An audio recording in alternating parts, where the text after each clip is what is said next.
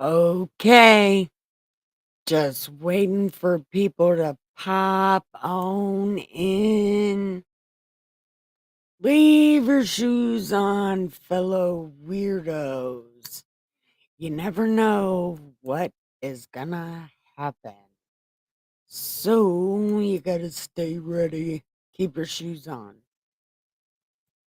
Or, feet coverings because, who knows? You might have to walk on rocks or something. If the apocalypse happens. Armageddon's not gonna happen. Turns out that's a place. So, can't really happen. It's a place. So, I want to welcome everybody. I want to tell you we are um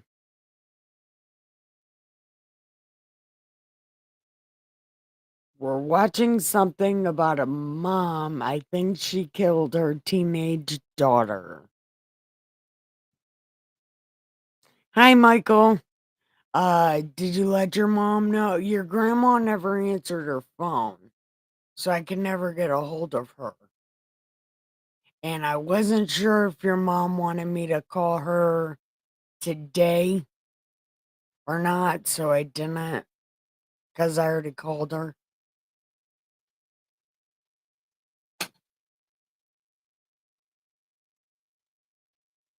But we're going to watch something about this shitty ass person. Lady, she's a shitty ass woman. She's cooking.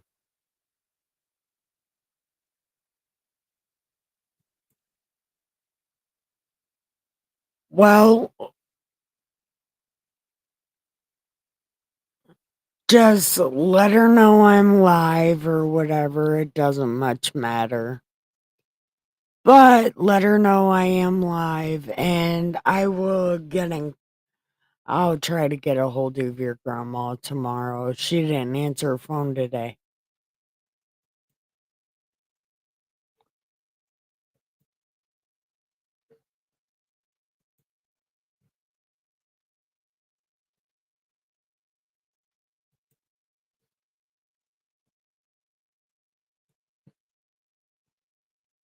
Hold on.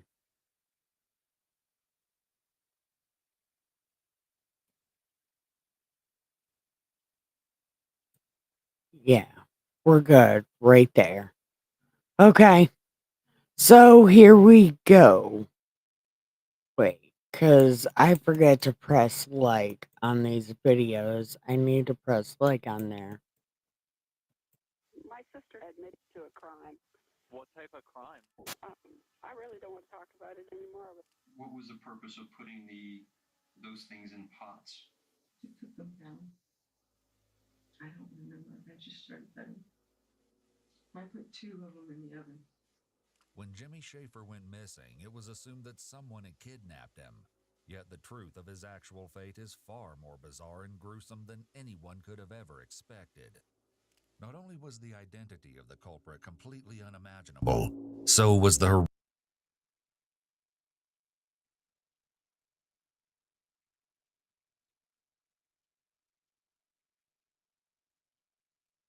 My sister admitted to a crime. What type of crime? I really don't want to talk about it anymore. What was the purpose of putting those things in pots? To cook them down. I don't remember. I just started cutting. I put 2 of them in the oven. When Jimmy Schaefer went missing, it was assumed that someone had kidnapped him. Yet the truth of his actual fate is far more bizarre and gruesome than anyone could have ever expected. Not only was the identity of the culprit completely unimaginable, so was the horrific discovery that a few of Jimmy's body parts had found their way into someone's oven. What's going on? My sister needs to be Baker acted, and she needs to talk to a sheriff's officer. Why does she need to be Baker acted?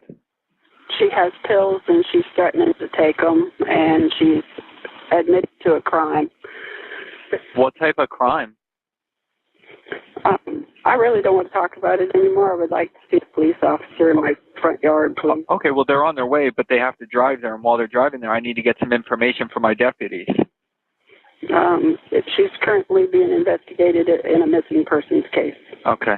On April 3rd, 2013, Candy Medina started to suspect that something was seriously wrong. Candy lived with her. Of course he will. Hey, Veda! I was wondering if you was gonna want to come and watch True Crime with me. I figured out a way that me, you, Nolly, and little Michael, I could hang out with all of you guys, and we could watch TV together.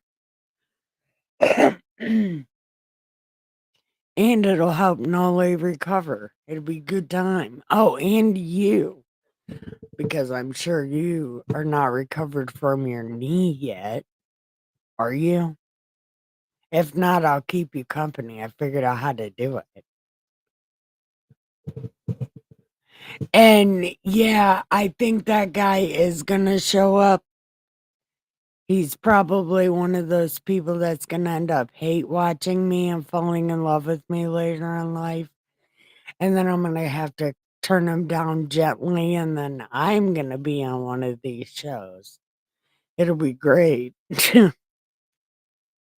I'm just kidding. But he probably will show up and tell me how I'm copyrighted or something. I don't know, tell me something stupid.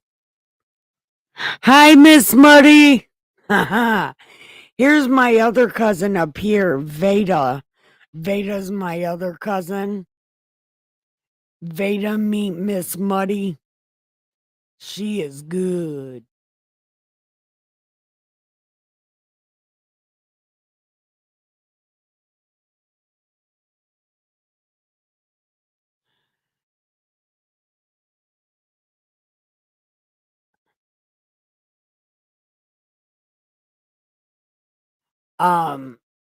And the thing we're watching here for the true crime right now is this mother kidnapped and killed somebody, and I believe it's this man right here. It wasn't a kid.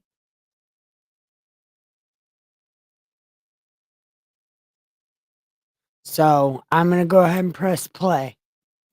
Her boyfriend, 36-year-old James Schaefer, nicknamed Jimmy. Okay, I'm going to restart it because we're all here. So this is the last time I'm restarting it and turning it all the way up. Okay, there we go. My sister admitted to a crime. What type of crime? I really don't want to talk about it anymore. What was the purpose of putting those things in pots? To put them down. I don't remember. I just started them. I put 2 of them in the oven. When Jimmy Schaefer went missing, it was assumed that someone had kidnapped him. Yet the truth of his actual fate is far more bizarre and gruesome than anyone could have ever expected. Not only was the identity of the culprit completely unimaginable, so was the horrific discovery that a few of Jimmy's body parts had found their way into someone's oven. What's going on? My sister needs to be Baker acted, and she needs to talk to a sheriff's officer. Why does she need to be Baker acted? She has pills, and she's threatening to take them, and she's admitted to a crime. What type of crime? I really don't want to talk about it anymore. I would like to see the police officer in my front yard, please. Okay, well, they're on their way, but they have to drive there. And while they're driving there, I need to get some information from my deputy. Did they say she put his pecker in the oven? So she's literally baking dick. That is interesting. She's currently being investigated in a missing persons case. Okay. On April 3rd, 2013, Candy Medina started to suspect that something was seriously wrong. Candy lived with her boyfriend, 36-year-old James Schaefer, nicknamed Jimmy. However, she hadn't seen him since he'd left the home the day before. Like a Jimmy. Jimmy was employed as a driver at Blue Diamond Limousine, a limo rental company in Deltona, Florida, and had left for work around 3 p.m. on April 2nd. He'd reportedly had an assignment in Tampa that night. When he didn't return home that night, Candy wasn't surprised. Jimmy had chauffeured trips that had lasted days at a time before. Later that day, Candy called Jimmy's boss to make sure that Jimmy was still at work. What she was told made her blood run cold. Jimmy had turned in the money from the Tampa trip and left work hours ago. He was actually supposed to return to work that afternoon for another assignment, but he didn't show up or call. Candy waited restlessly for Jimmy to return home, but day turned into night and Jimmy still wasn't there. She immediately called Jimmy's father, Thomas, who he spoke to on a regular basis. She asked whether he'd heard from his son recently. However, Thomas hadn't spoken to Jimmy in a few days. At that point, Jimmy hadn't been seen or heard from in well over 24 hours, so Thomas reported his son missing. Thomas later received a call from Jimmy's boss letting him know that Jimmy's red pickup truck was still sitting in the company's driveway. The obvious first stop for detectives looking into what happened to Jimmy was to visit Blue Diamond Limousine. The same day the missing persons report was made, police pulled up to the small limo company where a mechanic claimed they had actually witnessed something unsettling after Jimmy returned from working the Tampa job, and just before he went missing. According to the mechanic, he was asleep inside the residential area of the company when Jimmy woke him up around 3 a.m. He told him that one of the limos was having problems. The mechanic went outside and started inspecting the car, and from where he was, he had a clear view of Jimmy walking to his truck in the driveway. Jimmy was standing by his vehicle when a dark car with tinted windows and its lights off crept up and stopped in front of the property. Though the mechanic couldn't see the driver, a voice ordered Jimmy to come to the car. According to him, the voice sounded like that of a man. Jimmy walked over to the vehicle and the same voice told him to get inside. Jimmy complied, and the car drove away, still with its lights off. Though Candy hadn't seen Jimmy, she had received a text message from him stating that he was having to hide out from someone, but You never want that to happen. If a black car pulls up to you, act like you don't know a fucking thing. Make them pull you in that car. And scream real loud. Don't get fucked up with people like that, man. that he was all right. She stated that while he allegedly owed several people money, she didn't know of anyone who'd want to harm him. Investigators spoke with nearby residents in hopes that someone could provide information that would lead to his whereabouts. It was then that they first made contact with his neighbor from across the street, 40-year-old Angela Stolt, and she had some interesting details to share. According to Angela, she'd seen Jimmy in the very early morning hours of the day he went missing, after he'd left work. That is what a meth face looks like, not my fat ass face. Somebody called me a meth head. It's like, I'm way too fat. That is a meth face. Around 4 a.m. It was behind the Deltona Winn-Dixie where Jimmy, accompanied by an unidentified man, made a cash drop to Angela in the amount of $150. She explained that she was the payee for her friend Jimmy's Social Security disability benefits checks, and that the two shared a bank account. The next day, investigators revisited Angela so they could photograph the text messages between her and Jimmy as evidence. Angela had received another text message from Jimmy on that very morning. It read, "I can't get it. Keep the cash for yourself." Angela responded to the message, telling him that the police were looking for him, but she never got a reply back after that. That would reportedly be the last time Angela would see or hear from Jimmy. The tone of Jimmy's text didn't seem particularly panicked, and according to Angela's account of their last few interactions, Jimmy wasn't behaving like someone under duress. It appeared that detectives' best bet of getting him to Someone in this is fucked up with the mob. come back was to first find out what or who he was hiding from. Over the next week and a half, police contacted Candy and Angela on a daily basis to ask questions and see if they'd successfully contacted Jimmy.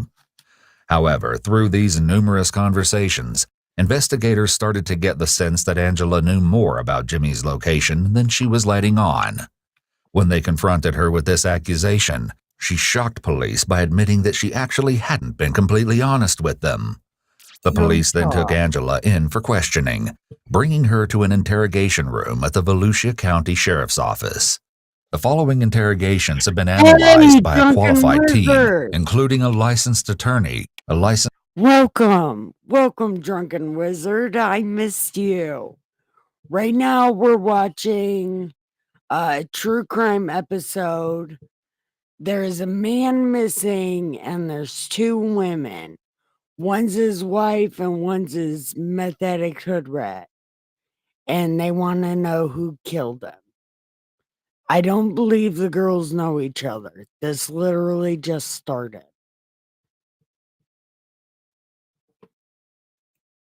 Licensed clinical psychologist and a licensed professional counselor.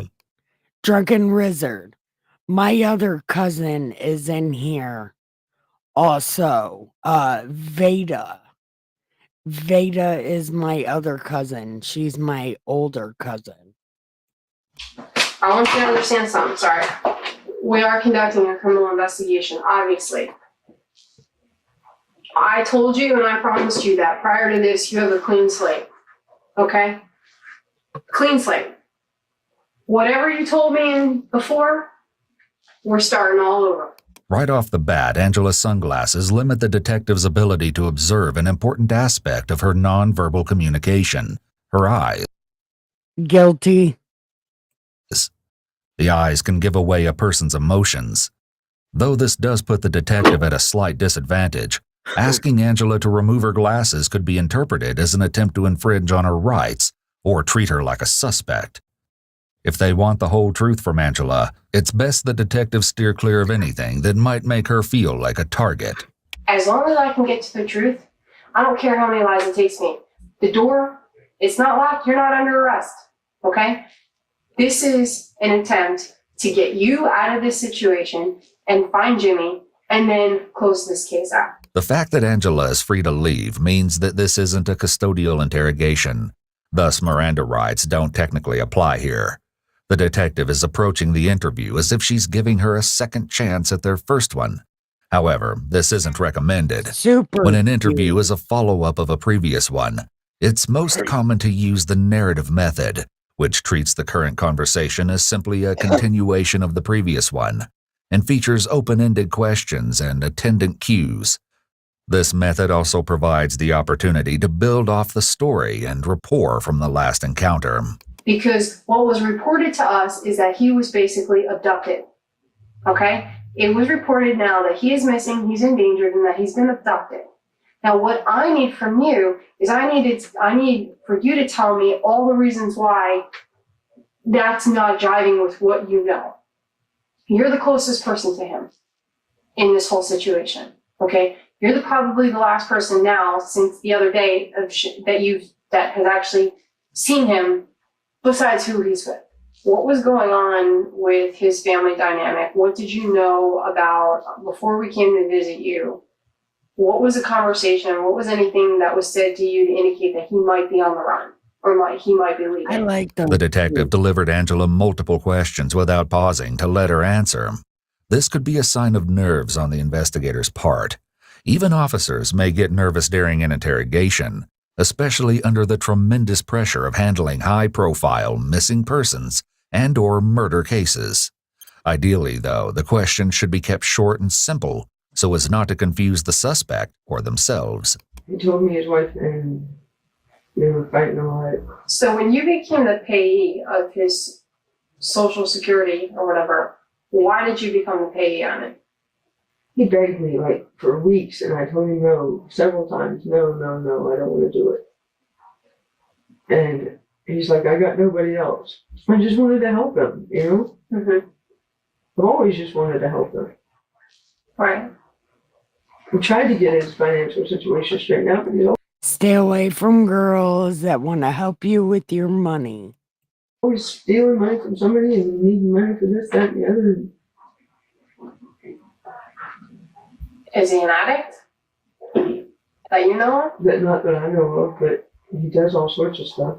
In addition to not stacking the questions, investigators should also be careful not to add unnecessary memory qualifiers to their questions. When the detective tacked on the "that you know of" to the end of the question, it simultaneously made the question weaker and made it easier for the suspect to lie. Angela's answer would have been far more meaningful if she was allowed to answer the original question and introduce the selective memory statement herself, which then would have been an indication of possible deception. Since the detective is the one who used the phrase, they've missed an important potential red flag. Angela has been noticeably still since the interrogation began. Oh, yes. While excessive movement can be an indicator of stress or discomfort, lack of movement can also be a symptom of dishonesty. This is because nonverbal communication is a normal part of conversation. When it's absent, it's often due to the fact that the individual is focusing most of their cognitive power on what's coming out of their mouth and not on what they're physically doing. Thus, their body language typically won't align with what they're saying, or they just won't move at all, as we see here. When was the last time you seen him? I can't Recently? remember the day. 2 days ago? No. How long ago? Week and a half? I don't even know what date it is. It's Okay, so- We were at your house several times. The day that I saw you, okay, was a Thursday? Is that a Thursday? It was like the Yeah. day after that. When someone pushes on their face or forehead, like Angela is doing here, it's typically a sign of stress. This particular behavior is called facial distortion. He came by. He wanted the money. I He don't got I mad. do that when I'm Was it- fucking I annoyed. told him that I put it in the bank, and God, I didn't. get me out So of here. I asked you straight up today, have you seen him? You said no. You told me that several times, right? And then what happened? You tell me the truth. So there's the problem. Now I told you and I promised you that if you were honest from this point forward, we're not even going to deal with that. We're not even going to worry about it. Okay?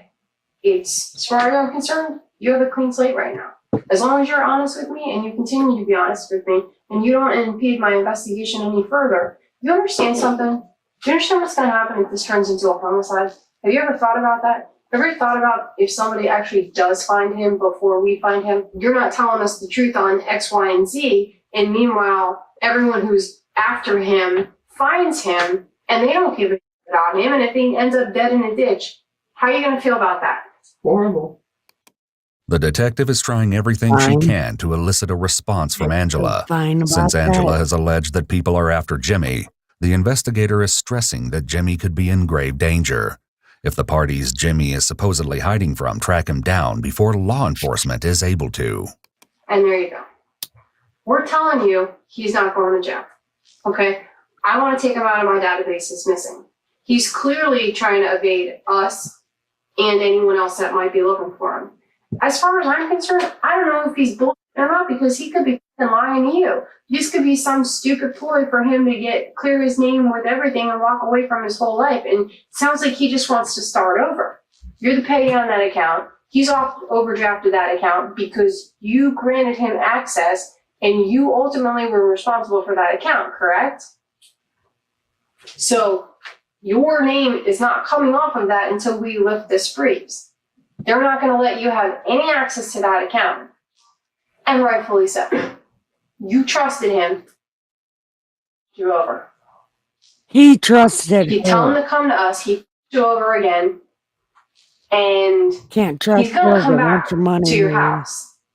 Notice that until this point, Angela has nodded her head in agreement to every point the detective has made.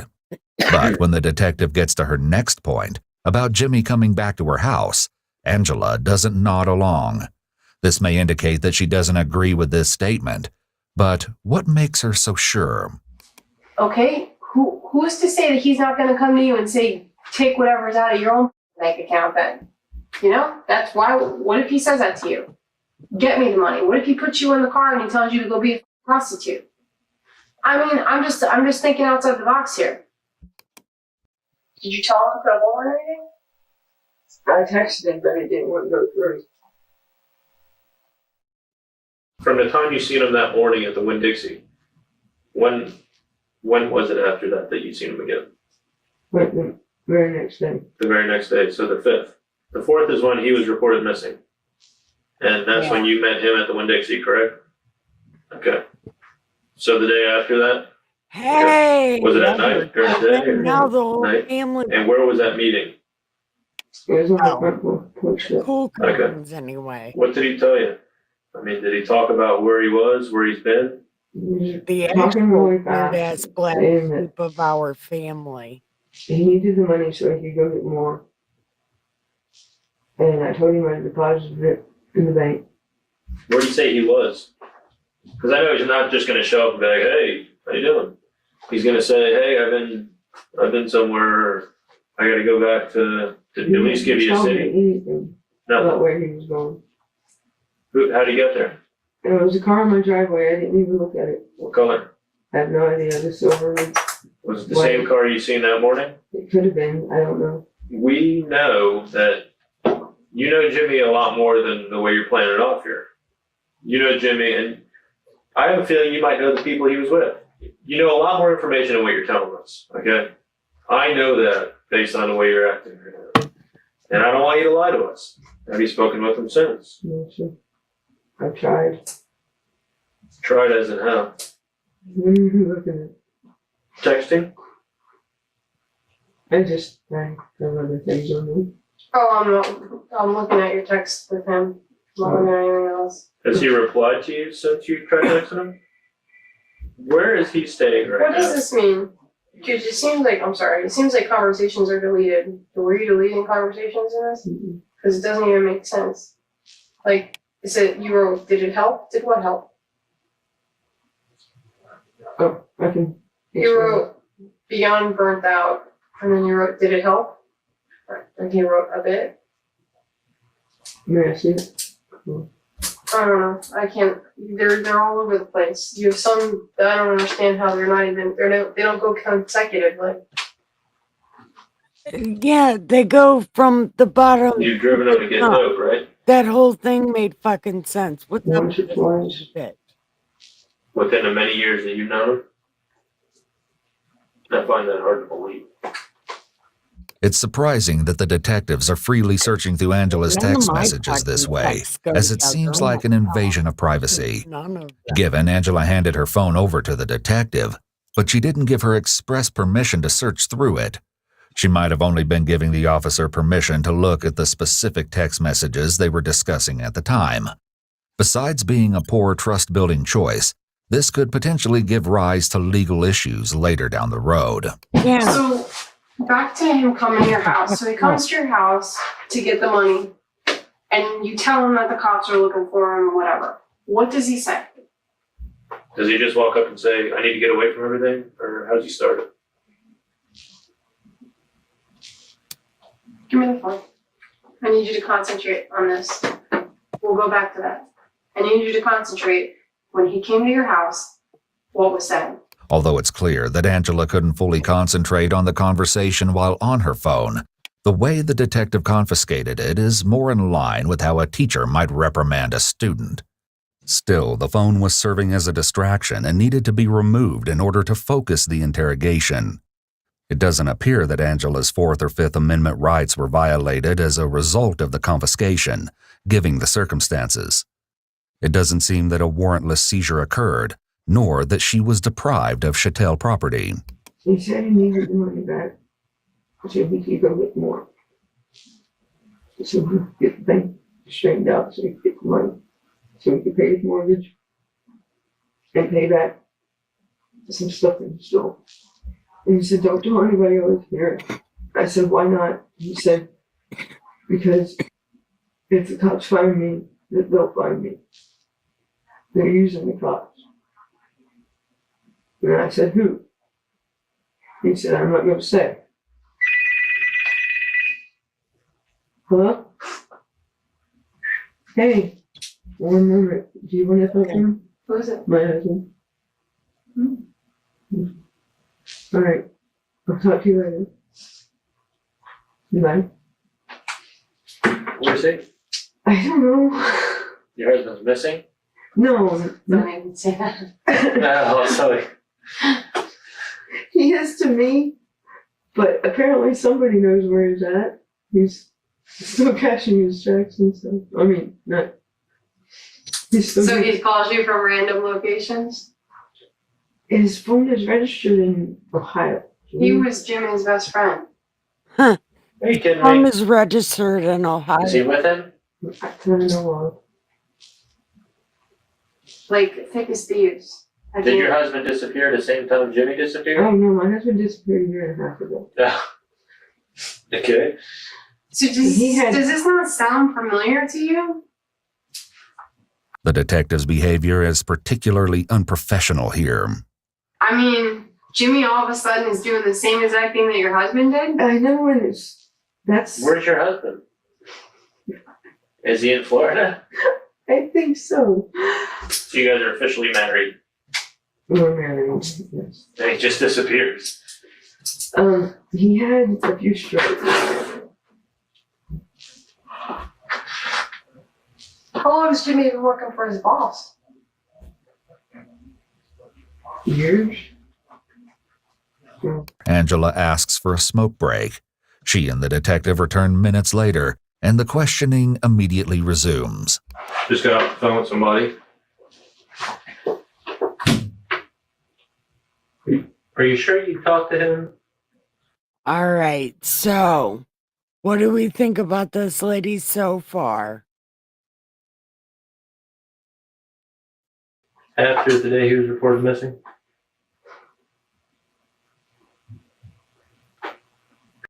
I've got my theories, although I'm not totally sure. But it did say something about she had so like maybe his pecker in the oven.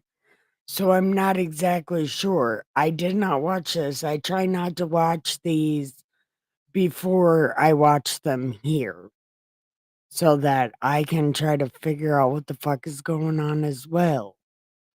So I don't know, but what do you guys think about this lady so far? Because I have a feeling Jimmy's dead.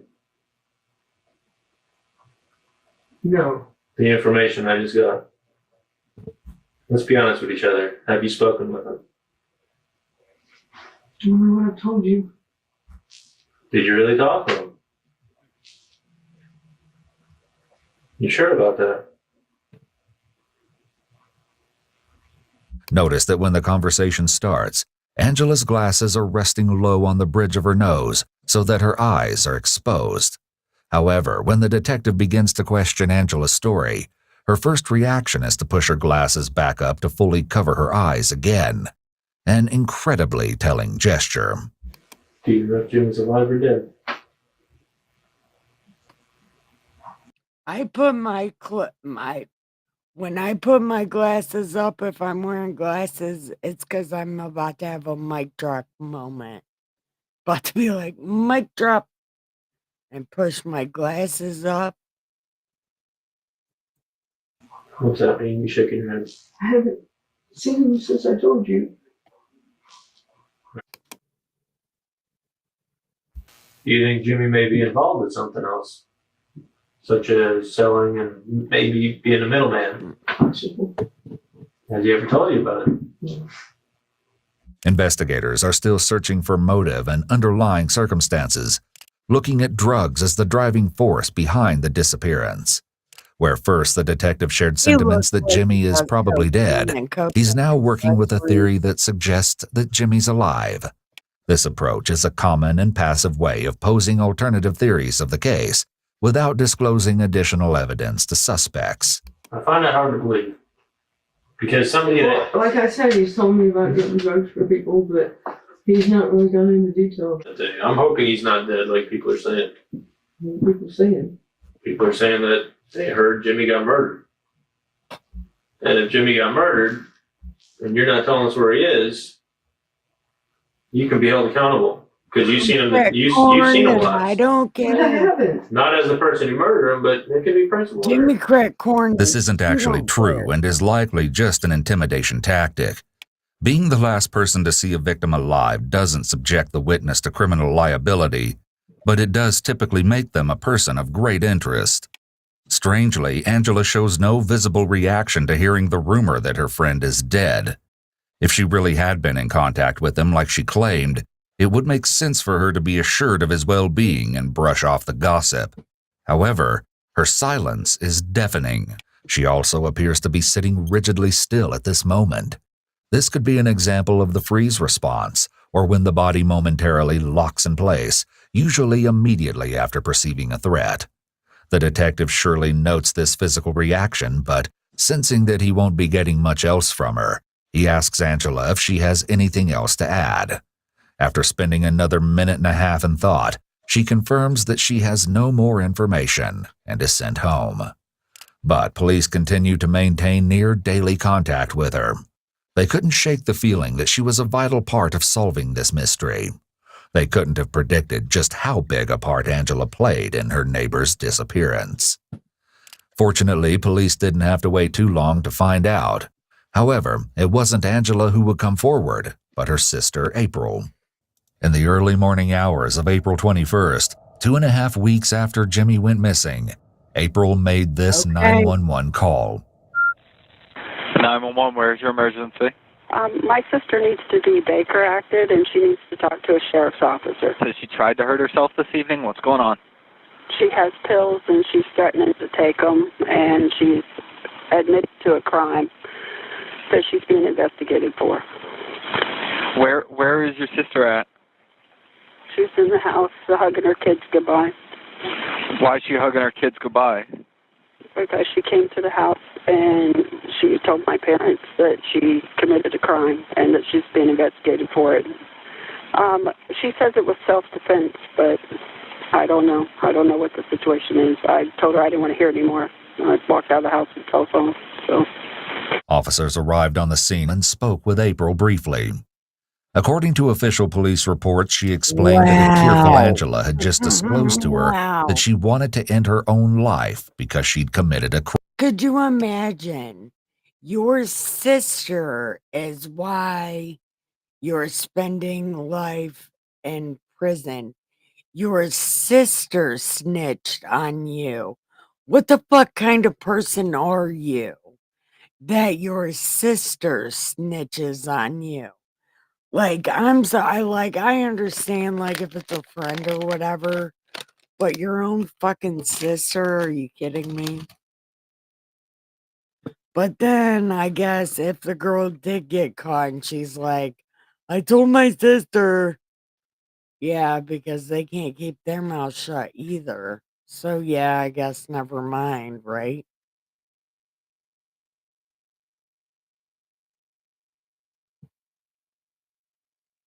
Crime. She wished to sign over her parental rights of her children to their grandparents. Then Angela provided a shocking confession. She drugged, then strangled Jimmy. Around this time, contact was made with Angela, who was reportedly hysterically crying and asked for an attorney. She was then detained and transported to the sheriff's office, where she spoke briefly with investigator Brady. He informed her that under the Baker Act, she was currently in custody. Florida's Baker Act law enables families and loved ones to provide emergency. Is that a 302? Is that a 302? Health services and temporary detention for up to 72 hours for people who are impaired because of their mental illness, have refused voluntary examination, and have the potential to harm themselves or others based on their recent behavior. When Angela learned that she wouldn't be going home, she became visibly shaken and began to cry, repeating out loud, "I'm sorry." Officers came in and escorted her out of the interrogation room, and as she walked past investigator Brady, she whispered one spine-chilling phrase: "You should have come in my house that first day." A few hours later, an investigator returned to the residence where Angela was detained in an effort to obtain more information about the situation. April alleged that Angela was prescribed medication due to medical issues. At times, when she'd failed to take her medication, she would suffer psychotic episodes. She described Angela's demeanor as perfectly fine one minute and then crazy as a bug and crying. Though she described Angela as always off the rocker, the quick changes in her demeanor that day were not typical of Angela. After Angela received a psychiatric evaluation and was deemed to be relatively mentally sound, she spoke with investigator A.J. Pagliari within a small room at the crisis center where Angela was being held. And every time that I come in contact, Josh, I want to keep reminding you that, again, you were advised of your rights, okay? Do you still understand those rights? Yes, sir. Okay. With that in mind, do you still wish to talk to me about the case? I see no reason not to. No. Okay, so do you want to talk to me about the case? Yes, sir. Okay. Miranda rights must generally be reapplied whenever there's a significant finding or extensive pause in an interrogation. There's no hard rule as to when re-Mirandization is necessary, but it's an easily applied safety measure that prevents statements or evidence from being inadmissible in court. So far at this So, what do you guys think so far? She's about to tell us what she did to this guy. So, what are you guys thinking she did? point, you've been a tremendous help. I've done my best to be as completely honest as I can. Okay. I'm totally sleep deprived. I couldn't lie to you. I mean, Okay. I guess I could try, but it wouldn't help. At this point, no. I'm so relaxed now that A tremendous weight's been lifted off your shoulders? a horrible weight. Okay. Note the remarkable difference in Angela's posture from the first interview to this one. She's now in a very casual seated position, conveying that she is much more at ease. She may even feel relieved to be able to unload all of this information to someone instead of trying to keep it inside or focus on maintaining dozens of lies. I don't have many friends. I mean, you know my life, I'm sure, upside down. Mhm. I've pretty much dropped out of society because of my health problems and this, that, and the other. I have Rob and a few other people I talk to, my family. Right, But Jimmy was like my only, friend. right. But he started taking advantage of you. He took more than advantage of me. She did kill him, but how do you think she killed him? What do you think she did?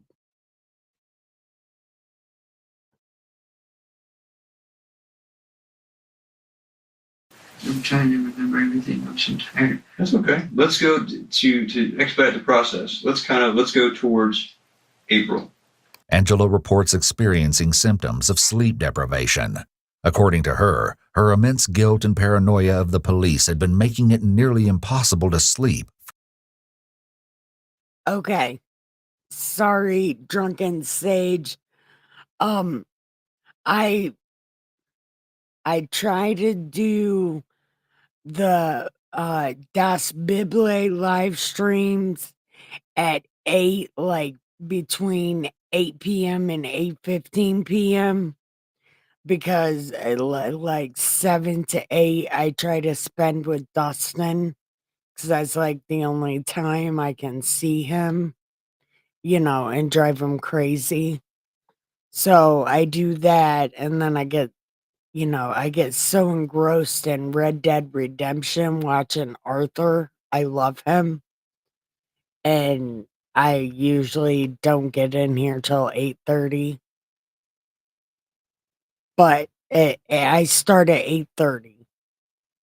And I have to take my pills and call my dad and feed the raccoons at 9. And then I do the getting high on true crime with my cousins so we can spend time together and recover.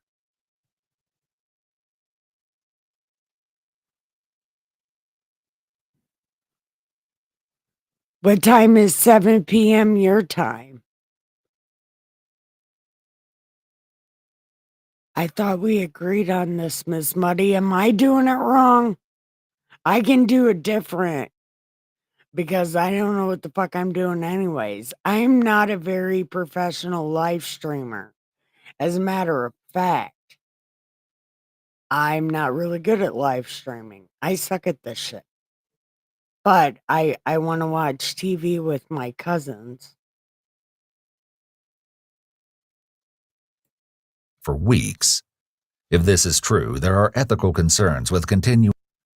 Okay, so 7 p.m. your time. What time is that my time? 8 o'clock, right?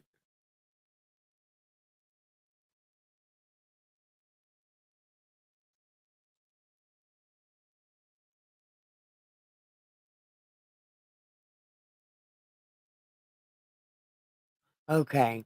The time zone shit fucks me up, but I know that it is very necessary. I'm not one of those change the time people. I just don't know what time it is, even in my time. So, and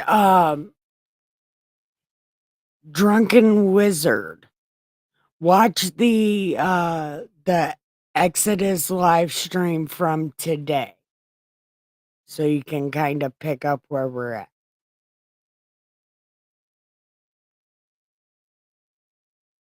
It's not a Bible study. It's more like Bible regurgitation. No, I'm just kidding. I don't regurgitate the Bible. Could you imagine? Ugh. No, I ghettotize the Bible. I definitely, I made the Bible fun. The interrogation while she's Okay, so we're going to go back to press and play on this. Yes. in that state. Lack of sleep can cause impaired perception, trouble concentrating, slow reaction times, and may lead to someone making more mistakes than usual. It can also greatly increase human need, and despite what Angela is suspected of doing, detectives must be careful not to tread on her basic rights. And let's talk about I guess you said it was, for lack of a better term, you wanted to play a April Fool's joke on him. Well, it wasn't really an April Fool's joke, Right. but it was. You wanted like, to kind of get back at him in the term, in the sense of, this is how you've treated me, right? He lied to me so many times. Right. So you wanted to turn the tables and lie to him. I just wanted to lie to his face and see how he felt. And then how was the lie set up? He'd been trying to get money from his father. Okay. He drained his father dry. I mean, beyond dry. I think his father took out loans to give to Jimmy. Okay. He wanted me to ask my father, my dying father, Mhm. for $2,000 to cover his thing, his His rent? rent. Yes. Okay. And I said, well, what about the account? Don't you need another whatever to get it right and back on track? Sure. How much do you really need, Jimmy? That sweater Like, looks so comfortable. 4,000? Like, well, he's got it, I'm sure. I'll ask. He's like, thank you, you know. Mhm. And he said, I'll even give him my title Title to what? to his truck. Oh, okay. And perhaps it was here, while Jimmy was pleading for money from her gravely ill father, that her resentment festered and grew into something dangerous. Uh-oh. The way her arms and legs are so tightly crossed give away how tense the topic makes her feel. It's unclear to everyone why she simply didn't choose to stop being his payee. It could be that she feared retaliation, or even that the influence of drugs affected her decision-making. Given her established medical history, she also could have been experiencing psychosis. However, it's atypical for an individual who experiences a psychotic episode to remember so vividly what happened while they were in that state. Then, there's always the chance that she may have simply felt that Jimmy needed to be punished and took it upon herself to deliver that. At that point, I was so fed up with his lies. And Do you have any intention to get the 4,000 or even ask your dad? I wouldn't ask my dad for him. Okay. I had the intention of just lying to him. And I don't like lying to people, but I was mad. You told me before, just kind of accelerating a little bit, you said that you, your son, your daughter, had went to Jimmy's work and Yes. picked up Jimmy Mhm. from Blue Diamond. So did you drop the kids off? Yes. Okay. Now, after you drop the children off, what happens then? We didn't like drop them off. We went in and had a drink and talked. Yeah. And he's like, he's really gonna do it. He's really gonna do it. You know. Mm-hmm. I was like, from what he said he was. You know, we got to go talk to him. Okay. He had to wait till 5 o'clock in the morning for my dad to wake up. Oh, okay. What was in those drinks? What were you guys drinking? We were drinking vodka, peach schnapps, and Flexerol. Do you guys, both of you were drinking the same concoction? Yes. What is the Flexerol? What does that do for the drink? It kind of enhances the buzz, I guess. Okay, so you drank the same thing he did? Yes. Okay. Now, you mix this up in a glass, or how does that work? We use cups. Cups. Okay. Did he know that there was Flexerol on the Yes, drink? he did. Okay. Did he put it in there himself? Yeah. Angela shows clear hesitation here when answering the question. That Flexeril shit is no joke. Oh my God. That Flexeril, forget about it. It's Fugazi. Whereas she had no problem answering the question immediately before it, a blaring red flag for deception. Her hesitancy is especially significant here, as this is a pivotal detail in the investigation. If it's found that Angela made and potentially spiked Jimmy's drink before the incident, it would demonstrate a considerable amount of forethought that certainly wouldn't align with the actions of a victim. Even more telling is the fact that she starts to shake her head no quite a few times before she answers out loud yes. Yeah. This is a clear example of brain and body mismatch. Was he drunk? He was lit. He was feeling good? How about you? I was a bit. But I tried to stay sober enough to drive. Okay. Now, what do you tell him to get him into the car and go see your dad? Let's go. And so he's all excited Oh, gosh, yes. because you said that you're going to go see your dad to get $4,000. Okay. What happens next?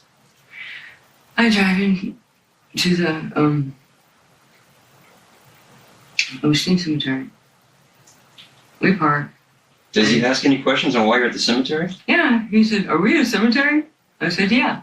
Okay. Yeah, said, they "We got about-" say that hesitation is a sign of lying when mixed with other things.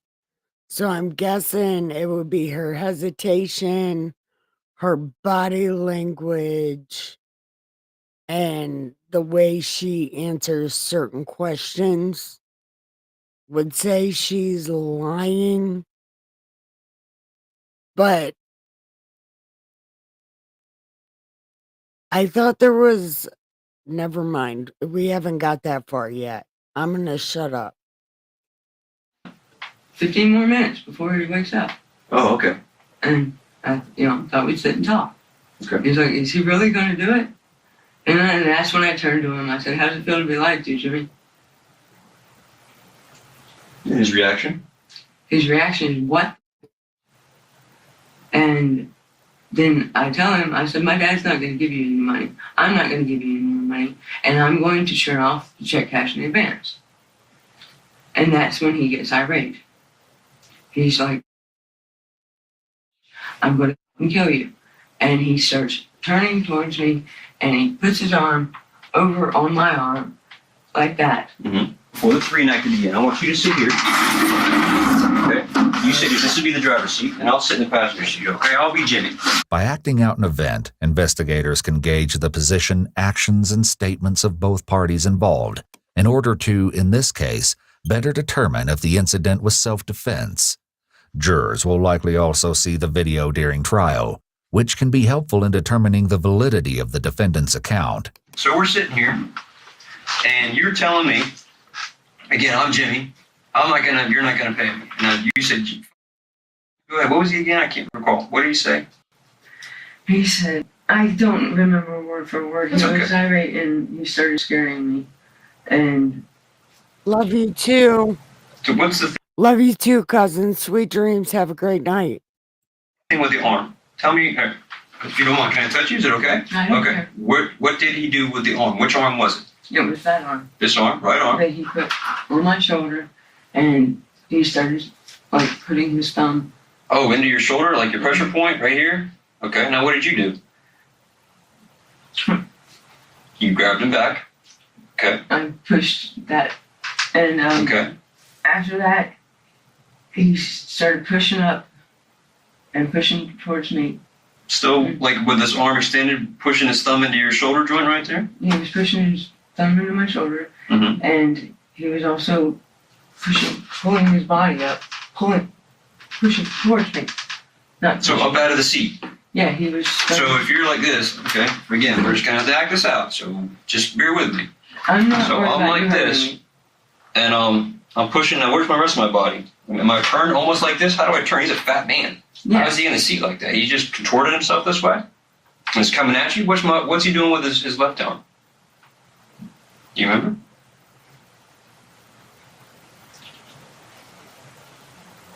I'll take that down for a second. I'm not worried about it. I'm trying to remember. Okay. She seems to be having trouble with the reenactment. This isn't unusual, as people who've experienced a traumatic event often have trouble remembering details of it. However, the detective makes a valid point about Jimmy's size. It would have been quite difficult for a large man to position himself inside a small car the way Angela is describing. Have you ever? I remember the pain in my shoulder. Pistol? Okay. You would be amazed. And is he What saying a anything? big guy can do. He said he was going to kill me. Bad. Okay. I'm going to kill you. And I took him seriously. Fear took over. Okay. I'm going to kill you is a statement that could believably cause immediate and reasonable belief of harm, given the circumstances of the threat. To fight for one's life would then be a reasonable response to such a statement, so that tracks. Many of the other details, however, don't make as much sense. I had a bunch of stuff in my back seat. Was it behind your seat or was it It was behind my Jimmy's? seat. Behind your seat? Okay. And I just reached in and grabbed something because I knew there was camping stuff in there. I just grabbed the first thing I could, and What was it? it was an ice pick. Okay. I wrapped my hand around it, and This is the second hand true crime was coming towards my today. face. And I still got this hand over here like this, right? Murder And Okay. I went like that with it. Okay, so I was coming at you, or Jimmy was coming at you. Yes. I got you like this, and I'm moving towards you, and you took the pick and stuck it in my right eye. Yes, sir. And what did Jimmy do? Did he release you? No, A man twice Angela's size, especially one fighting for his life, pushing her face and body back against the door likely would have made it nearly impossible for her to maneuver herself in a way that would allow her to reach into the You back would be seat. surprised. He's still coming at, still here and still coming. What do you do with this hand? Did he hit your face? Did he hit you in the shoulder? What do you do? this hand comes up and does that number like that. Every time the officer asks her a question about specific details, Angela adjusts her story, not only to answer his questions, but to fit the details into her account of events. It's clear that she's making her story fit with what she thinks the officer expects to hear, but it's just not making sense. Okay. And then I don't know how deep it was. I don't even know if it was that deep. Okay. I was scared. What's he saying? God damn it, I trusted you and I need that money because our whole family's going to be kicked out. Don't you care that my children are going to be homeless? And he was still coming at me.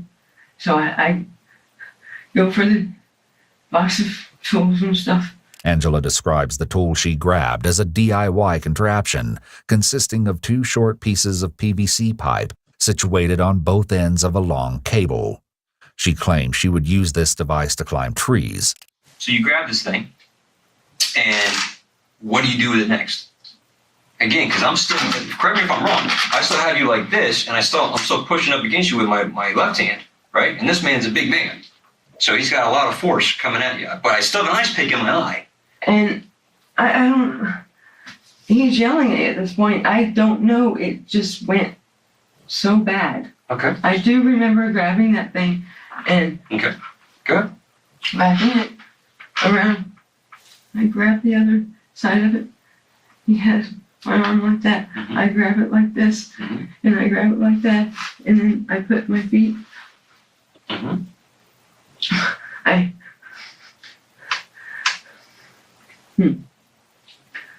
Sorry. No, it's okay. Angela has been using her drink as a way to alleviate her anxiety. She pauses her story at a very intense moment in order to take a break. I'll put my arm down real quick. You let me know when you're ready to continue. You ready? Okay. First of all, I put my foot like that. I Okay, push go him ahead. back. You gotta put your foot on my shoulder? Go ahead. No, push him back. Okay, gotcha. But you have each piece of where is this hand? You have the pieces of the PVC. Each hand's got one. Now pick your foot up. You said you were pushing on me? Okay, Anyway, go ahead. I kind of slid into his lap Okay, so I could get my feet up like that. okay, And gotcha. I used my feet to push the PVC. You got each piece of the PVC, so now the rope is just around Jimmy's neck. Yeah, but he was already trying his best to push me off. So now he's pushing on you. Mhm. Because you're pushing, but you're countering him with your legs and you're pulling on the PVC pipe. Okay, each piece of the PVC. All right, keep going. I remember at one time my foot slipped and I kicked the ice pick. I pushed it deeper. Oh, ow. Okay. If what Angela is saying is true and Jimmy was able to move around and speak with the ice pick in his eye, that would realistically suggest that he was aware and able enough to protect his life if they truly were in a struggle, not limited to knocking Angela unconscious with one blow in the confined space. The proximity between them and the Yeah, that's if he's not bitch made. Because believe me, I've been hit harder by a tiny ass girl than a full grown 6-foot man. So, some men are just bitch made. They're big and they don't know how to use their weight. car was so close that, even completely blinded, he could have overpowered her. A detail that the detective has surely picked up on as he Not if he's bitch made. continues to try and make sense of the situation. In her reenactment, there is a lot more space for her to move, but in reality and in the confines of the car, they would be much closer, making her story even more You impossible. would be At so what point did his body go limp? man. Is that what happened? I mean, did he stop resisting? Did he stop fighting you? Did he stop trying to attack you? And did his arms just fall to the ground? Or did his head just slump forward? Did it slump back? Did he slump into the seat or dashboard? Making horrible, horrible noises.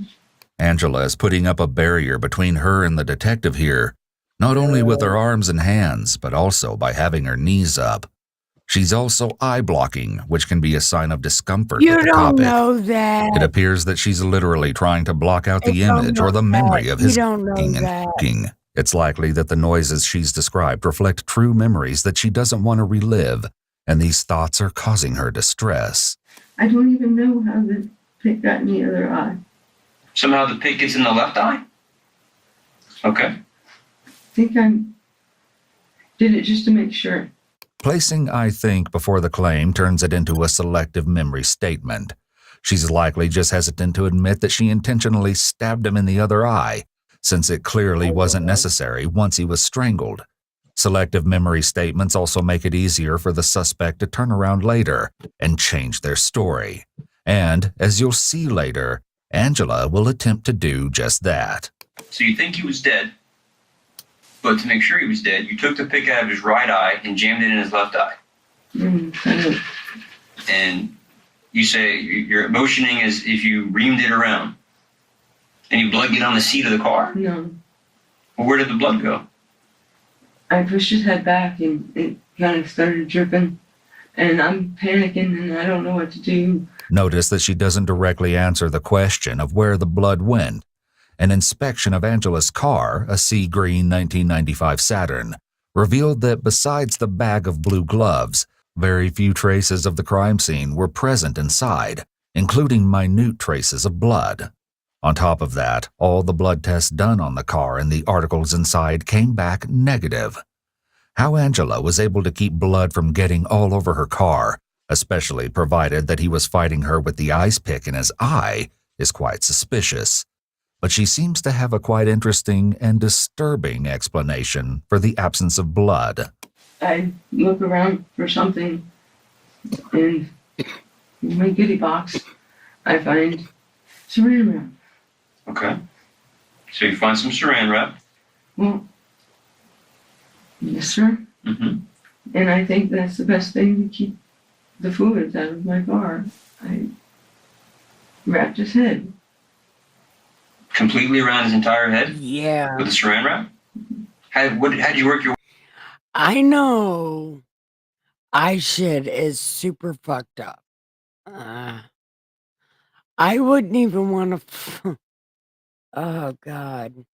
And she pulled the ice pick out of his eye. Did his eye come out like a shish kebab? Man, that's crazy. way around the pick? Was the pick still in his eye? Did you remove it from his eye? No, I just pushed it through. You pushed it all, even the handle? No. I made a hole in the saran wrap. You made a hole in the saran wrap. So now his face made a is. hole anyway. Oh, okay, gotcha. So his head is saran wrapped, but in his left eye, there's the pick still sticking out of his eye. Now, do you seat him back in the chair? I mean, right now I'm facing you. This is kind of as I'm imagining as he was at the end. So I pushed him over and he's like slumped against the door. So now I'm like this. Well, no, he's more like Like this. Mm-hmm. She then grabbed a shirt from the back of her car to place over Jimmy's head. After that, she proceeded to drive home with his lifeless body sitting up in the passenger seat, his head encased in plastic wrap and an ice pick jutting out from where his left eye should be. I parked it in the driveway, ran in the house, opened the garage Halloween! with the light off, and then I opened his door. He's already starting to fall out. Yeah, because I'm like this. Kind of my legs are facing I this put way. the pool down. What pool? It's a swimming pool, You're describing like a kiddie pool. a blue kiddie pool, they said? Yes. Okay. And what did you do with the kiddie pool? I put it under him. So it's outside his door on the floor of the garage. Okay, so now you open the door, he's starting to fall. What happens? I get it back in my side of the car, close my door, and push against the back, and Finish getting him out of the car. yeah, I kick him out, but push him out Okay. with my legs because that's the only strong part of my body. Okay. You're doing good. I feel like I'm so You're just telling the truth. lock the garage and tell the kids to stay the hell out of the garage. The next day, I tell the kids to stay in their room, put the other pool down, and I put salt in the other pool. Where'd you get the salt from? I bought it. Just for this? 2 weeks ago, I don't know. There's a long pause before Angela responds with a selective memory statement. It's likely it already occurred to her that the detective can find out when she purchased the salt by simply checking receipts or security cameras, and she'd be right. This evidence would become a big point of contention at her trial after some shocking discoveries are made. So you buy some pool salt and you put it in one of the blue pools. What was the purpose of putting salt in the pool? I don't know if I don't know anymore. You're almost there. Come on, Angel. Another selective memory statement and more face blocking. She may be afraid to discuss why she used the salt, as it speaks to the amount of thought put into her actions. She could be trying to avoid talking about what she did to the body, as it's generally an incriminating topic. you grab a hacksaw? And what did you do with the hacksaw? Cut him up. How'd you cut them up? Legs first? Arms first? I don't remember. I just started cutting. Because you wanted to dispose of them?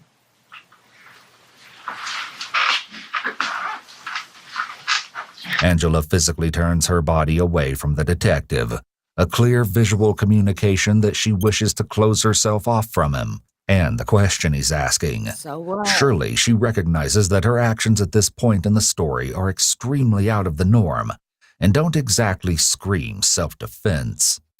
Remember earlier when you told me that you had put them in pots? That was after they were in the pool. So you took arms, legs, and head and put them in the other kiddie pool with the salt. And then you mentioned pots. What was the purpose of putting those things in pots? Food.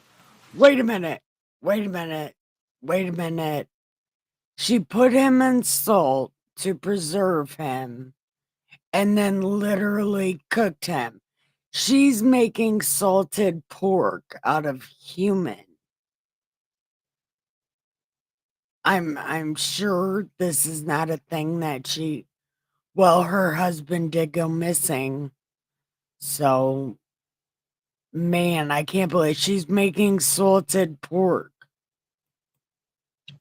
To cook them down.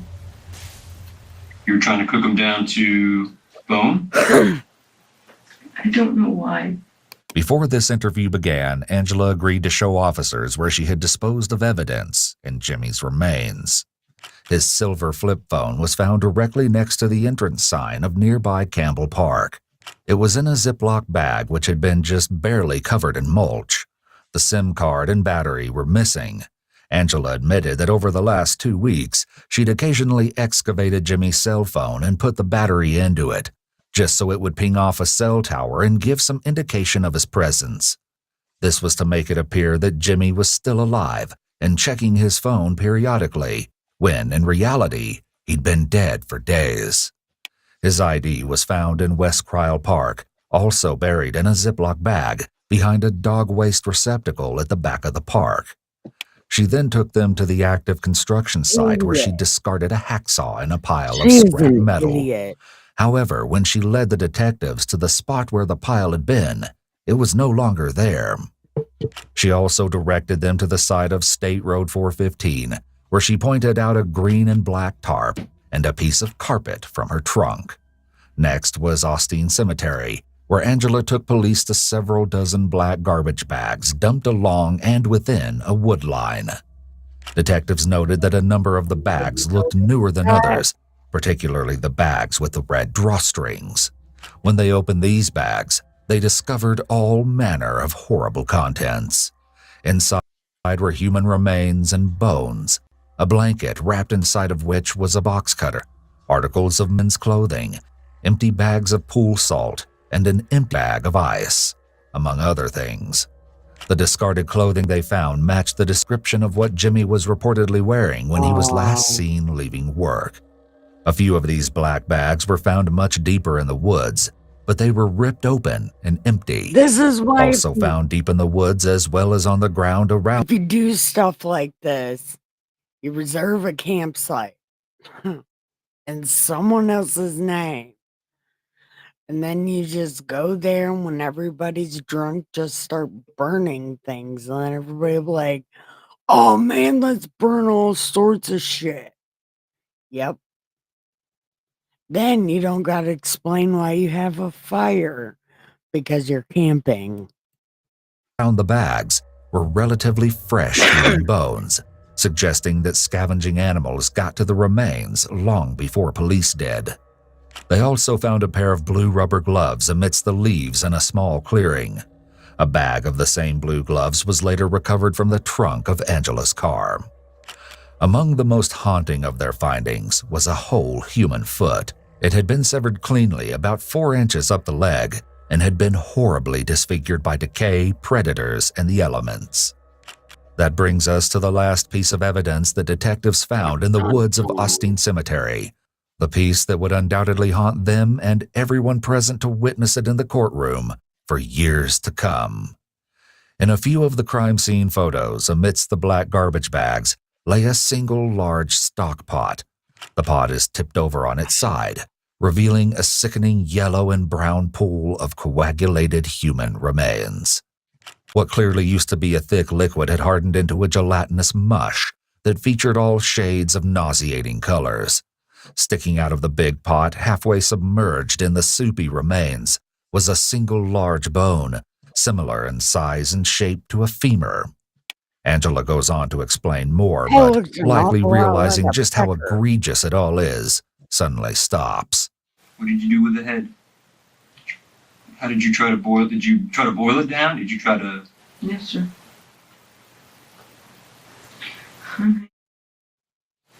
What you're doing, Angel, you're telling me the truth. Yes, but I'm doing so without a lawyer. You're doing so because you want to tell the truth. Angela appears aware that talking without a lawyer present might hurt her case. This acknowledgement will actually make it more difficult for her to later claim that she shouldn't have been interviewed without representation, as she clearly recognized the risk, yet continued to talk without requesting a lawyer. How did you do these things in the kitchen with the kids not knowing? I made him stay in their room. You told me before that you tried to put one of the extremities in the oven and that Oh, there we it went horribly wrong. I put 2 of them in the oven. Were they legs or arms? On a foot. A foot? 2 feet? A foot and what else? I don't remember. Okay. Chunk. When did it happen? Smoke? Smell? Did the children come out from their room when they smelled this or notice the smoke? Did the smoke alarm go off? What happened? I don't have a smoke alarm. Okay. This is another example of stacking multiple questions on top of each other, and why it's not a good tactic. Notice that Angela only No. addresses one part of his question, completely Not ignoring the allowed part to do that in court. It's called a compound objection. Compound question is super bad. You cannot do this. about her children. In this situation, the suspect will often neglect to provide an answer for every part of the question, either because they lose track of the questions or they're being intentionally evasive. I turned it off and I opened up the back door. Cool. Did the kids come out of the room?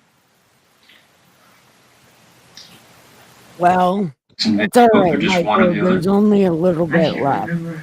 It's like, what was that? What's that awful smell? I'm like, get outside. I rushed him straight out the front door. It's unlikely that she truly doesn't remember whether one or both of her kids responded to the Okay. smell of the smoke. She may be Let hesitant to this admit more finish. details There's involving only her children, as it would cast her and her 15 parenting in a minutes worse left. light. Most will be We'll stop horrified to it. find out It's that short. Angela did in fact And have then her you kids can with her tell when she me, carried out her devious because I don't plan, know. despite them having no knowledge of the crime whatsoever. I don't. Okay. Go ahead and tell me about it because this is almost over. She's guilty. But yeah, tell me about it because I know other people use Ebu and they comment on it and stuff. So I figured it'd be okay to use because we talk a lot. I mean, I talk a lot, I think. Am I not doing it right? Because I know that guy said something yesterday and I've been thinking about it. I didn't know if he was just hating on me or not. So go ahead, Miss Muddy. Tell me what you got to tell me.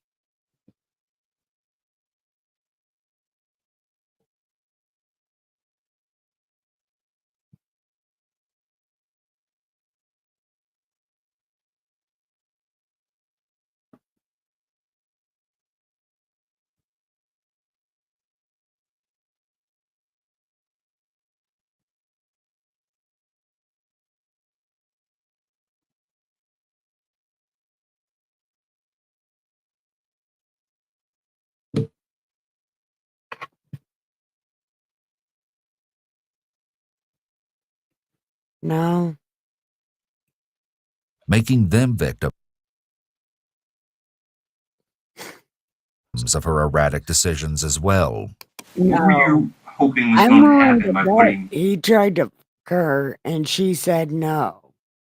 Or actually, what she did say happened. She told him she wasn't giving him money. He tried to hurt her and she stabbed him in the fucking face. But it probably went way too far. She shouldn't have did none of that shit.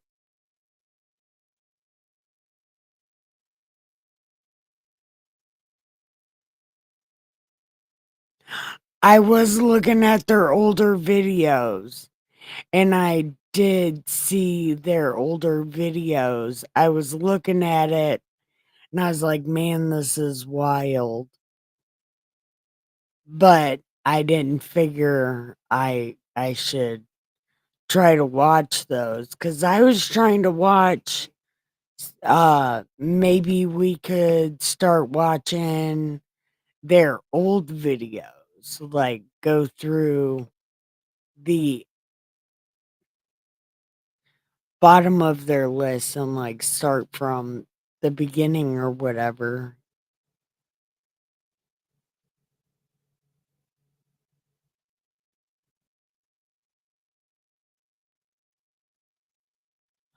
Oh, wow. That's crazy. That's crazy. I did notice that um he was with two girls. I didn't know that was his daughters, but I didn't watch them either. So, but I did see that they were like it was like a real channel thing.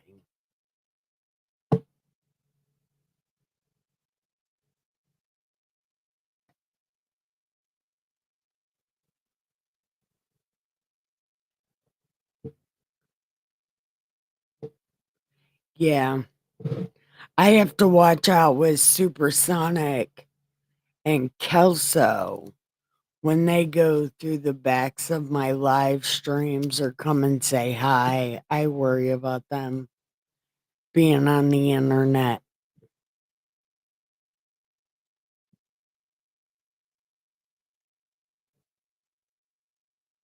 Oh, he uses a voice changer?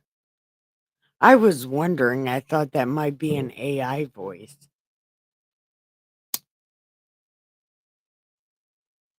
So, how do I know about this fair use thing? I didn't even know that was a thing unless I was commenting on it. If I was commenting on it, I could use it. I thought that, but I guess not. Now I'm gonna have to.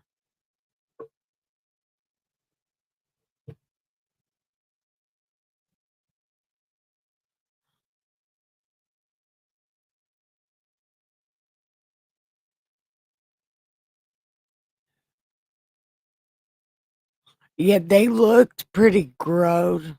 Well, I guess girls down there out west and shit are skinny. They're tall and skinny. So I thought they were growed.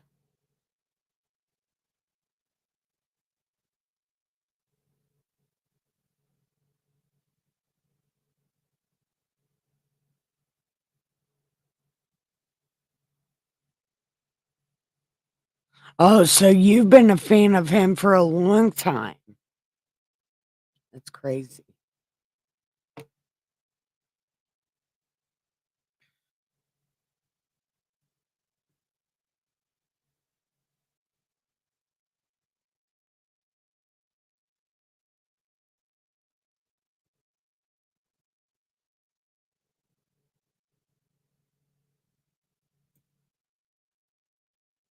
Okay. So do we want to finish this out real quick before we go to bed? The foot and this other body part in the oven. I was going to try to cook it to ash. Or Cook it, burn it to ash, cremate it. And when this didn't work, what did you do next? I put them in bags. Okay. Did you try to boil any other body parts? I don't think so. Saying everything out loud is likely making it all sound more horrific and real to her now as she demonstrates signs of overwhelm. However, Angela hasn't displayed any sorrow for Jimmy's death, so it's more likely that she's reacting to her anticipation of the punishment she could be facing. More than that, she surely recognizes that her actions are inhumane and will have the worst effect on what others think of her and her story. What did you do with the children? Did they come back in and go to their rooms and then you continued where you left off? Or, I mean, you didn't want them to find out what was going on, obviously. So, We stayed outside for quite a while talking to the police. talking to the police. Okay. Did the police happen to come by, or were they there because of the smoke? What happened? No, they were there looking for Jimmy. Oh. So that was pretty inopportune timing then. What happened with the police? They didn't come inside that day. Okay. If police had gone inside her house that day, it's unlikely that they would have been able to execute a proper search anyway. Following her confession, police were able to execute a search warrant on the home. After animal control removed an aggressive dog from the residence, officers stepped inside and were met with a jaw-dropping sight. Peeling walls, dirty and broken appliances, Okay. animal feces, stained Oh, clothes, cool. and discarded Oh, papers wait. Oh, covered wait. nearly all areas of the residence. As for The home reportedly smelled rancid and looked as if it hadn't been cleaned in years, that, which made it extremely difficult and hazardous to search through. I don't know what Inside the garage, however, police recovered paper towels with reddish-brown stains on them.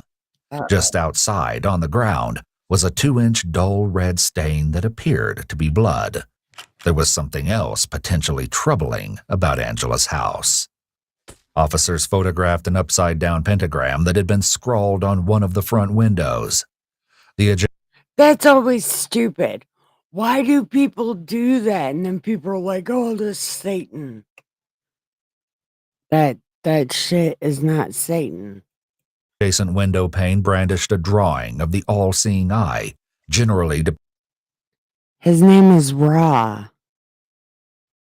depicted as an eye inside of a triangle. Also graffitied across the outer garage door were crosses accompanied by Jimmy's initials and the acronym RIP, a cruel and ironic grave marker. It wouldn't be long before the world would know the atrocities that took place inside Angela's discombobulated home. Now, what did you do with the, I worry remains? about trolls. I put them in bags. Put the bags on the side of my garage. were they heavy? Very. And then I pulled my car in the garage.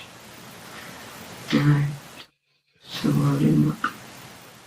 I was in such shock. I don't remember. What did Matt think he was loading into the car? A deer. I told him I hit a deer. You mentioned something to me before about a wheelbarrow. How does that come into play? Put stuff in there. Before it was in bags? So you took things from the kiddie pool with salt and put it into the wheelbarrow. Yeah. I asked for a lawyer like a long time You ago. guys want to watch I know you did. another one? And I or asked you if you no? understood your rights, and you said that you wish to speak with me without the attorney. Do you still wish to talk to me? I want to continue to Agreed. talk to you, Here, after this one. but do for you just want a to continue to minute. talk to me without a lawyer? Do you Yes guys or no? want to watch another Wisely, one? the investigator pauses the interrogation to establish whether or Just let not me know. Angela is making a request for legal counsel. Seeking clarification is generally the best approach in an interrogation, even though current federal case law doesn't mandate police to do this. When dealing in matters this fragile, it's always better safe than sorry. Cooperated completely. You haven't. Nobody says that you haven't. What am I being charged with? Not being charged with anything at this point. All right, I'm just trying to what understand about the you story. two What am I going to be ladies? charged with? Well, that I Yeah. can't tell you because I don't know. I don't know the rest What of the about story. you, Noel? Such a change of heart at this point seems rather abrupt. She seems unwilling to continue the interview, which is odd seeing as she's practically reached the end of the story and already admitted to all criminal culpability. Her slouched posture and positioning of her face in her hand are nonverbal indicators that typically Okay, good night, communicate cousin. I shame love you. or protecting oneself due to fear. I'd like to continue the conversation. You know I haven't slept for like so long. Uh-huh. Sleep deprivation can cause all sorts of things. But I haven't deprived you of sleep. I've fed you. I've given you breaks when you wanted breaks. May I have a cigarette now? Are you what? May I have a cigarette now? Would you like to take a break and have a cigarette? Yes, sir. Okay. Huh. I need a lawyer. Say again? I need a lawyer. You need a lawyer? Okay. Angela has now given an unequivocal request for an attorney, meaning the questioning must immediately cease. It does, and she's escorted back to where she was being held. Okay. Despite the What about- police's best search efforts, neither a head What or a about torso you, Miss were ever Marty? found. What was gathered was DNA tested and confirmed to be the remains of Everybody's Jimmy going to Schaefer. bed. 2 days later, on April 23rd, Angela was arrested and charged with Jimmy's murder. With her in police custody once more, Pagliari visited Angela for one final attempt at filling in some blanks. There are no tricks here. There are just some things that physical evidence suggests to me, and there's some things that you said that don't fit with the Listen, physical you're too evidence. close to her. We can't Very talk about elements of the dangerous case hot cop right now move. because you have invoked your right to an attorney. You see what I'm saying? We can talk about it. Maybe, I don't know if this right now is the right time to talk about it because of the attorney thing. And I'm not going to jeopardize the case. I'm not going to jeopardize your rights. I I've already mean, been way too stupid. I should have been the attorney from the beginning. The detective's concern of jeopardizing the case is correct at this point, as further interrogation could lead to inadmissible statements at the very least. Angela made it clear this time around that she had no intention of indulging the detective in any more talk of the case. Angela pleaded not guilty on the grounds of self-defense, and a year and a half later she stood trial, and it was there that even more disturbing details about Jimmy's fate finally emerged. Angela's defense team based their argument on Florida's Stand Your Ground laws, which state that an individual has the right to use deadly force to protect themselves from an attacker. Given that Jimmy supposedly threatened to end her life and attempted to physically attack her, she was within her rights to kill him. However, Angela's credibility quickly evaporated, partly because she suddenly decided to change her story on the stand.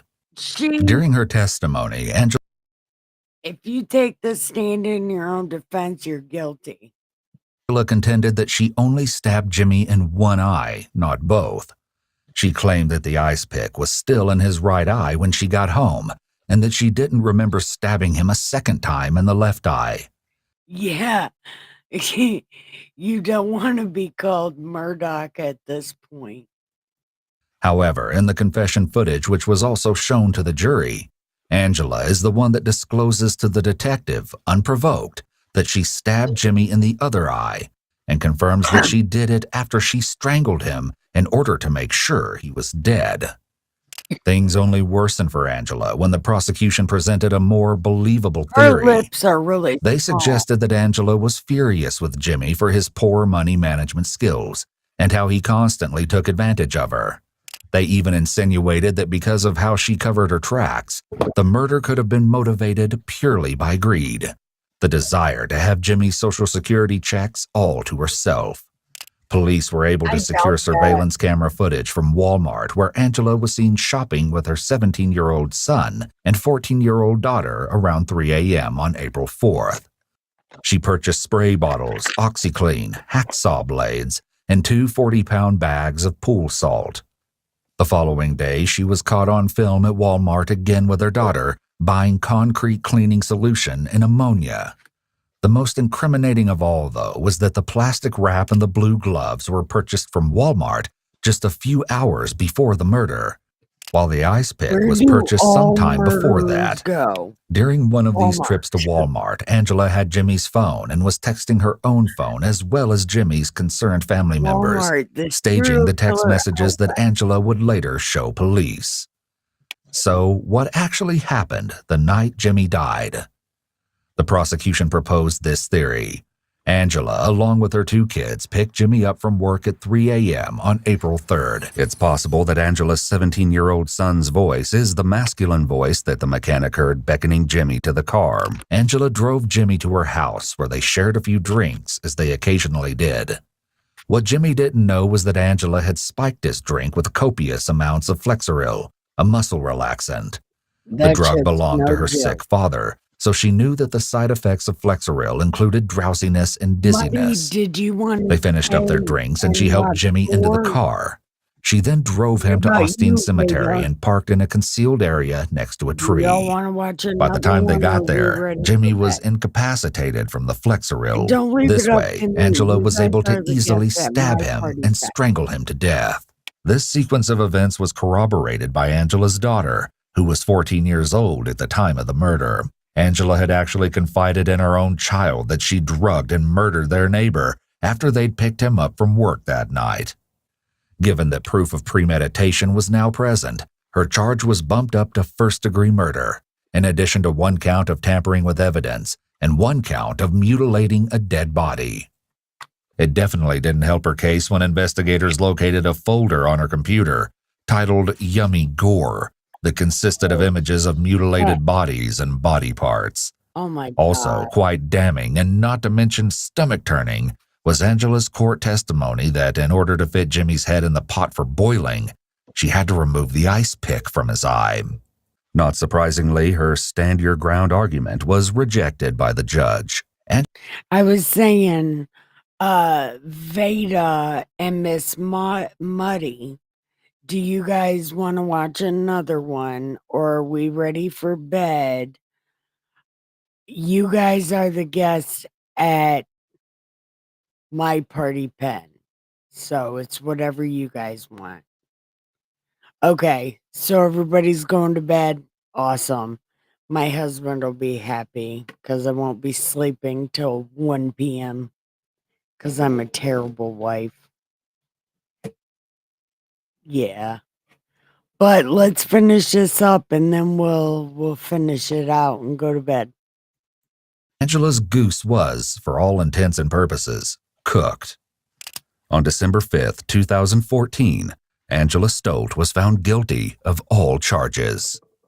But there was still one question remaining. Why did she cook him? The only explanation Angela gave for why she cooked Jimmy was that her history of paranoid and delusional thinking led her to believe that she'd be taken away from her kids if anyone found out, so the evidence of her crime had to be dissolved. It should be noted that, according to analysis from a qualified team, Angela showed no evidence of delusional thinking, unreasonable paranoia, or psychosis of any kind during either of the interviews. She was attentive to all the questions, and though she was guarded and clearly burdened by the situation, she communicated coherently and recalled details of the crime very clearly. Angela was sentenced to life in prison without the possibility. Here, just fuck it. She's getting life. Okay, I want to tell everybody good night. And I love you. It's time to give the pillow some head and the sheets some ass and have the sweetest dreams ever. Like and subscribe. I love you so much. Bye.